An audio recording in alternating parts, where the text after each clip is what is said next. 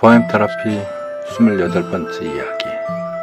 연탄 한 장, 안도현. 또 다른 말도 많고 많지만 삶이란 나 아닌 그 누구에게 기꺼이 연탄 한 장 되는 것. 방구들 선뜩선뜩해지는 날부터 이듬해 봄까지 조선 팔도 거리에서 제일 아름다운 것은 연탄차가 부릉부릉 힘쓰며 언덕길로 오르는 거라네. 해야 할 일이 무언가를 알고 있다는 듯이 연탄은 일단 제 몸에 불이 옮겨 붙었다 하면 하염없이 뜨거워지는 것. 매일 따스한 밥과 국물 퍼먹으면서도 몰랐네. 온몸으로 사랑하고 나면 한 덩이 채로 쓸쓸하게 남는 게 두려워. 여태껏 나는 그 누구에게 연탄 한 장 되지 못하였네. 생각하면 삶이란 나를 산산이 으깨는 일. 눈 내려 세상이 미끄러운 어느 이른 아침에 나 아닌 그 누가 마음을 놓고 걸어갈 그 길을 만들 줄도 몰랐었네. 나는 감탄한 여자를 아름답게 한다. 바람을 피우는 남자들이 젊은 여자를 좋아하는 이유가 감탄을 많이 하기 때문이라는 어느 남자분의 변명을 들은 적이 있다. 나이가 많은 여자들은 아무리 좋은 곳에 데려가도 무덤덤한 반면 젊은 여자들은 어딜 가든 뭘 사주든 사소한 것에도 감격하고 감탄을 한다는 것이다. 자신들의 바람길을 여자들의 무감각 탓으로 떠넘기려는 것 같은 심보가 엿보여 약간 괘씸한 마음도 들지만 이 기회를 빌려 우리도 자신을 한번 되돌아보자. 어쩌면 인간의 모든 우울은 감탄사를 잃어버린 데서 비롯되는 것일지도 모른다. 왜 사람들은 나이가 들면 감탄이 줄어드는 걸까? 세상이 너무 익숙해진 탓에 감격할 만한 일이 사라졌기 때문일까? 심리학에서 일컫는 학습된 무기력 때문에.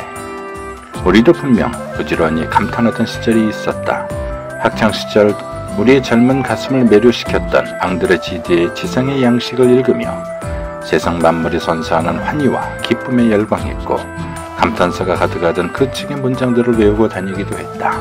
저녁을 바라볼 땐 마치 하루가 거기서 죽어가듯 바라보라. 아침을 바라볼 때는 마치 만물이 거기서 태어나듯 바라보라. 그대의 눈에 비치는 것이 순간마다 새롭기를 현재란 모든 것에 경탄하는 자이다.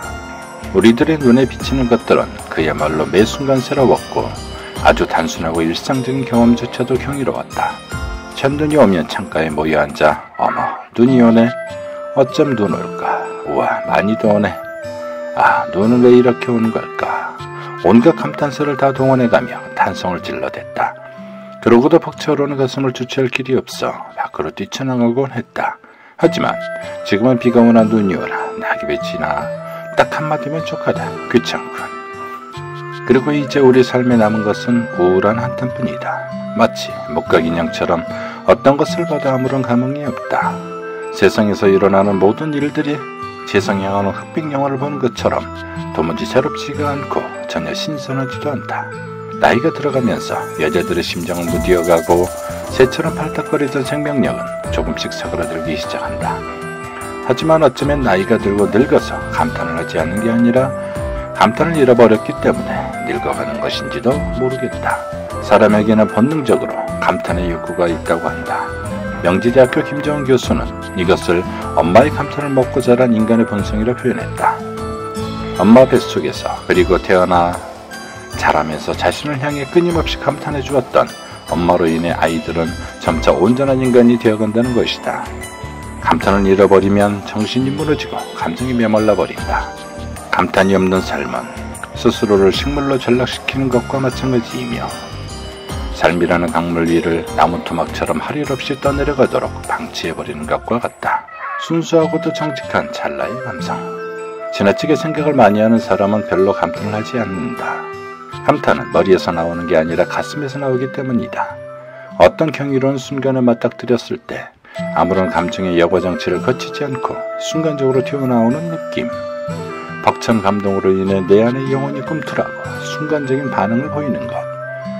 삶이 일순간 그 신비한 창문을 열어 푸른 창공을 보여주는 것. 그것이 신이 인간에게만 부여해준 감탄이라는 선물이다. 삶의 무거움을 이기려면 잃어버린 감탄의 능력을 회복해야 한다. 우리는 방구석에 우울하게 앉아 있으려고 태어난 것이 아니다. 어쩌면 창조주는 자신이 만들어 놓은 우주 만물을 우리가 바라보고 감탄해 주기를 원하고 있을지도 모른다. 아름다운 것을 보고 감탄하지 않는 것은 자연에 대한 도리가 아니다. 우리가 삶에서 감탄을 되찾을 때 잃어버린 삶의 의욕도 꿈틀거리며 되살아날 것이다. 나날이 발전해가는 기계 문명 속에서 사람들은 점점 무감각해져가고 뭔가 감동할 거리를 찾아 여기저기를 헤매고 다닌다. 그렇지만 누군가가 자신을 감동시켜주기만을 바라고 있을 뿐 사소한 것에도 스스로 감탄해보려는 의지는 점점 상실해가고 있다. 모두가 자기 스스로를 보호하기 위해 두꺼운 생존의 갑옷으로 무장하고 살아가는 이 시대에 감탄만이 차가운 껍질을 뚫고 깊숙이 파묻혀 있는 인간 본연의 따뜻한 감성을 이끌어낼 수 있을 것이다. 반 고흐가 동생 테오에게 보낸 편지를 보면 이런 말이 나온다. 될 수 있는 대로 많이 감탄하라. 많은 사람들이 충분히 감탄하지 못하고 있으니까. 미술이나 음악, 그 밖에 모든 훌륭한 예술 작품도 따지고 보면 감탄을 할 줄 아는 능력에서 나오는 것이 아닐까. 감탄은 우리의 몸과 마음에 잔잔하게 파장을 일으켜 영혼의 긴장을 풀어주고 모든 영감에 깨어나도록 해주는 것이다. 즐겨 감탄하는 여자는 아름답다. 그리고 감탄은 여자를 더욱 아름답게 한다. 어쩌다 지하철 안에서 호백발 할머니들이 어머나 어머나 감탄사를 연발하며 수다를 떨고 있는 모습을 보며 그렇게 예쁘고 귀여울 수가 없다. 감탄사는 마음의 일원류가 되어 딱딱하게 굳어진 인간의 마음을 녹여주고 표정도 부드럽게 만들어준다. 감탄하는 여자들에게는 생명력이 느껴지고 매력이 넘쳐난다. 이제 우리도 옛날 일기장을 들춰보듯 까마득히 잊고 있었던 감탄사들을 꺼내어 잃어버린 삶의 감동을 회복해보자. 그리고 연인을 향해서도 어머 어쩜을 무차별적으로 날려보자.